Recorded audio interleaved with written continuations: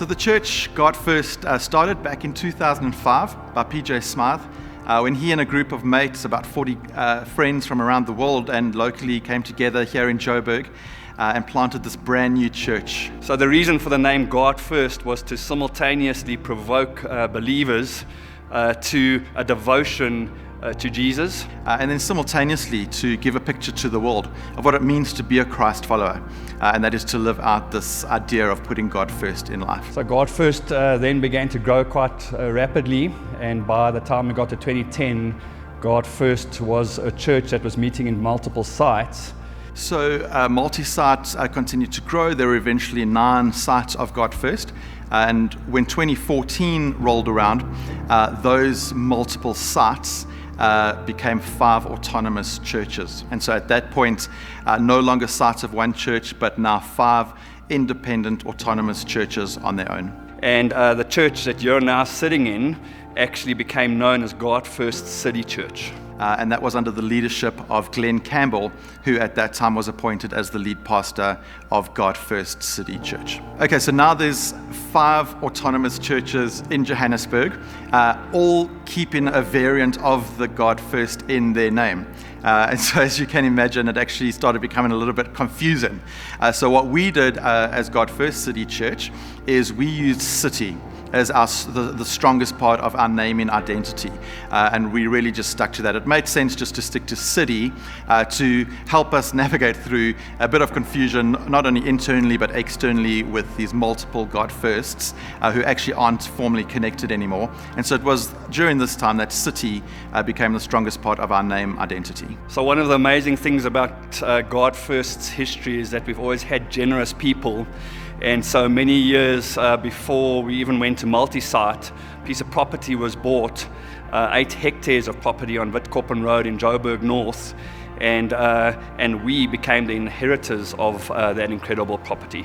So literally at the same time as Candace and I joined God First, I was driving up and down Witkoppen Road. I'd been given a CD of the Prayer of Jabez, and I hadn't heard of the Prayer of Jabez. You'd be forgiven if you don't know who Jabez is, but he's a guy, a very insignificant guy who gets listed in somewhere in the beginning of First Chronicles, and Jabez gets one line where God talks about how Jabez prayed a very big prayer, "Oh Lord, that you would bless me and that you would enlarge my territory."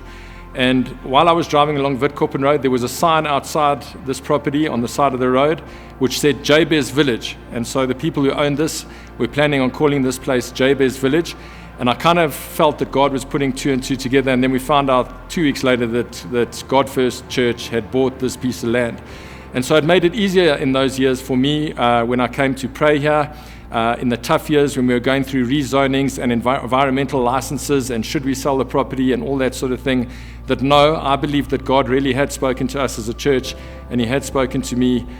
At the time of us becoming an autonomous church, as part of all of that, we actually inherited that piece of property, which was an incredible thing to receive. It was an incredible inheritance to receive, but at the same time, a bit scary. It was an incredible gift, but at the same time felt like this huge mountain to climb. Would we ever be able to prepare this property as a place that we could call our home? And so in 2016, Glenn and I met on site here, and we looked all around us, and we looked at each other, we said, this is going to be our home. And so I used to come here, sometimes in the early mornings, sometimes in the evenings, and literally prophesy over the rubble and over the disorder of this property. And we all know the story that God has been faithful. He's been faithful in the leadership of this church. He's been faithful in our finances, and we trust he's going to be faithful to us into the future as well. Such a big part of Glenn's legacy was actually getting us onto this piece of property. Not only his legacy, but the legacy of so many who had given so that this could become a reality. And that happened for us by the staff first moving on in January of 2018, and by June 2018, we had our very first meetings here at City Green.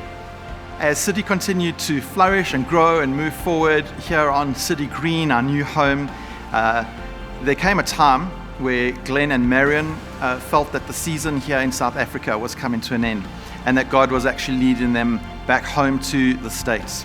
And it was at that point in time, in 2019, that there was a leadership transition.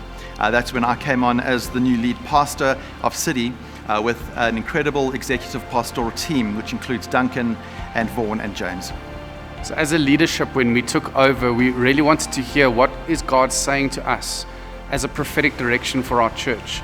We felt in the lead up of 2020, God was saying that we need to emphasize hope, that that's the central theme, that we need to bring hope to the people of Joburg, to South Africa, and to all humanity. And I think the most extraordinary thing is that in all of this time, with so much hopelessness, it's been your mantra which says, we are hope bringers to the city and to the nation and to this world.